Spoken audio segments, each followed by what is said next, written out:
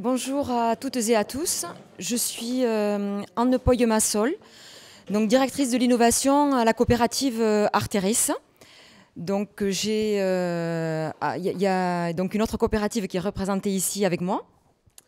Oui, donc Pauline Laborde-Lacapelle, moi je suis chargée de la recherche et développement, donc de développer l'activité à la coopérative Vinovali, donc une union de caves coopératives. Nous, donc on est spécialisé dans la filière Viti. Donc toutes les deux concernant ce challenge sur la connaissance des sols, donc on va vous dire quelques mots sur ce sujet et on représente donc les 5 coopératives qui vous proposent donc ce sujet. Donc je vais les citer, donc Arteris, donc on vient de le voir aussi Vinovali qui est une union de coopératives. Il y a également Ovali Innovation qui représente les coopératives Vivadour et Maïsadour. Et il y a enfin la coopérative Terre du Sud. Voilà, donc ces coopératives sont situées sur le sud de la France, sur les régions Nouvelle-Aquitaine, Occitanie et PACA. Donc concernant la connaissance des sols, l'enjeu c'est en fait de pouvoir continuer et d'améliorer en fait l'optimisation des apports des intrants sur les parcelles. Les intrants étant l'eau, les produits de nutrition des plantes, les produits de protection des plantes, ainsi que les semences. Et donc notre objectif, c'est d'optimiser l'utilisation de ces intrants à l'échelle interparcellaire, mais aussi à l'échelle intraparcellaire, donc pour tenir compte de l'hétérogénéité donc des sols, de la variabilité que l'on peut observer sur le terrain et dans les parcelles des agriculteurs. Donc l'idée, en fait, c'est d'apporter ces fameux intrants donc, au bon endroit et au bon moment et à la bonne quantité. Donc notre rêve, en fait, c'est de pouvoir réaliser un diagnostic des sols donc, sur des aspects physiques et chimiques, donc, à savoir la profondeur de sol, les teneurs en éléments comme l'azote, le phosphore, le potassium, la connaissance de la granulométrie, le pH du sol, donc tout ce qui en fait caractérise un sol. Donc notre idée, c'est de pouvoir connaître un petit peu en temps réel toutes ces caractéristiques du sol pour pouvoir du coup piloter, comme je vous disais juste avant, l'apport des intrants et donc accéder à cette connaissance en fait des sols de manière rapide, hein, je vous disais en temps réel, de la mettre en œuvre cette connaissance des sols de manière très rapide donc sur le terrain, donc déployable à très grande échelle. Hein. Donc là, il s'agit bien du territoire dont je vous ai parlé tout à l'heure, hein, Nouvelle-Aquitaine, Occitanie, PACA. Donc avec des dispositifs de mise en œuvre peu coûteux également. Je vais juste compléter sur la partie Viti parce que les attentes sont peut-être un petit peu différentes ou le projet reste le même, mais au niveau de la viticulture, en fait, le raisonnement des intrants est peut-être moins avancé qu'en grande culture parce que le matériel non plus n'est pas disponible. Donc déjà, nous, une cartographie des sols à l'échelle d'un bassin de production, ça nous intéresse parce que ça nous permet de définir des stratégies de production, étant donné que la vigne est une culture pérenne. Donc on l'implante pour 15-20 ans.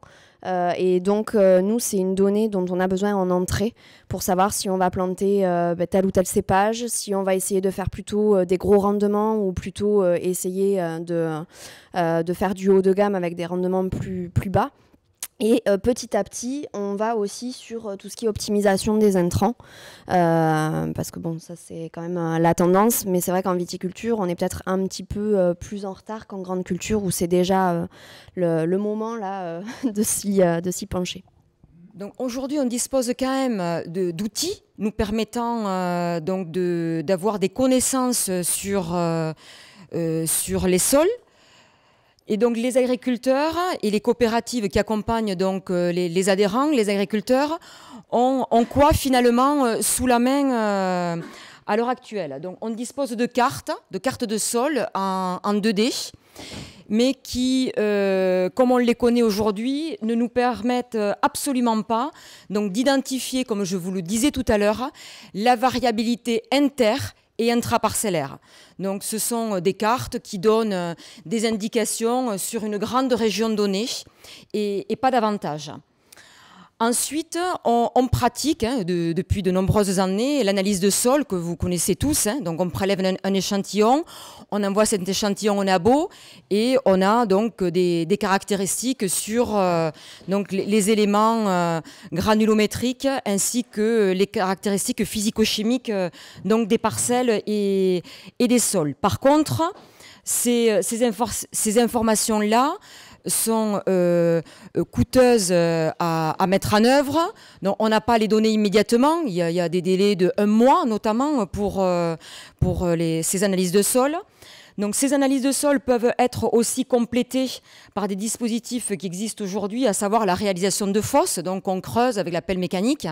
Donc, ça aussi, vous comprenez bien, c'est fastidieux, c'est coûteux. On peut pas intervenir quand on veut dans les parcelles. Et il y a aussi des techniques qui se développent depuis quelques années, c'est un petit peu plus récent, comme la mesure de la résistivité ou de la conductivité dans les parcelles. Mais là aussi, ça reste fastidieux et coûteux à mettre en œuvre. On a des informations intéressantes, mais on ne peut pas agir rapidement et à bas coût sur de très grandes surfaces. Donc l'analyse de sol, dont je vous en ai parlé, la problématique qui se pose aujourd'hui à nous, c'est la problématique de l'échantillonnage. Donc on ne sait pas aujourd'hui, ou en tout cas on ne sait pas bien faire un échantillonnage dans les parcelles pour pouvoir bien justement appréhender cette variabilité intraparcellaire que je vous citais précédemment.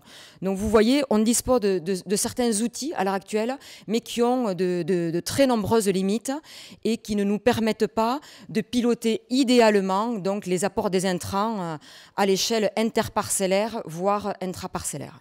Donc, on vient de le voir, on dispose de données.